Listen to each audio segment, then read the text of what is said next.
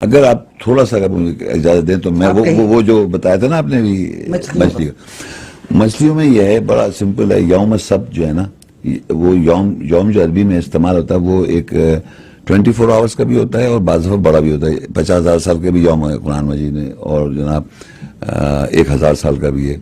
تو یہاں پر اللہ کہتا ہے یوم سبت. سبت کہتے ہیں ریسٹ مطلب، اور انسان ریسٹ کرتا ہے جب وہ سوتا ہے. اگر میں لیٹا ہوا ہوں کچھ کام نہیں کر رہا تو میں ریسٹنگ پوزیشن میں نہیں ہوں. قرآن کہتا ہے جب آپ سو جاتے ہیں تو آپ ریسٹنگ پوزیشن میں آ جاتے ہیں. تو اللہ کہتا ہے ان کے ریسٹ پیریڈ میں، یعنی ریسٹ پیریڈ کب سٹارٹ ہوتا ہے؟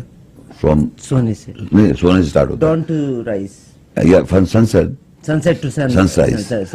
تو جیسے ہی سن سیٹ سٹارٹ ہوتا ہے مچھلیوں پر آ جاتی ہیں. قرآن میں لگا جب مچھلیاں، جب ان کی ریسٹ پیریڈ تھا تو مچھلیوں اوپر آ گئیں، اور ساری فشنگ ٹرالرز وغیرہ رات کو جا کے وہ آ جاتی ہیں.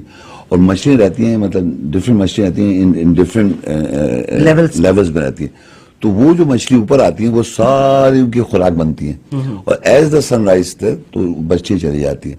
تو قرآن مجید میں جو وہاں ذکر ہے کہ جس کی آپ ریفر کری ہے، وہاں اللہ تعالیٰ یہ کہہ رہا ہے کہ جو ان کا پیریڈ آف ریسٹ تھا تو مچھلیاں آئی تھیں، یعنی from sun to sun rise.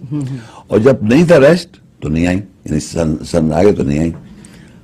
تو اس کے معنی every night when we sleep that is یوم ریسٹ، یوم سبت، not that refer to Saturday. یہ بس کلیئر کر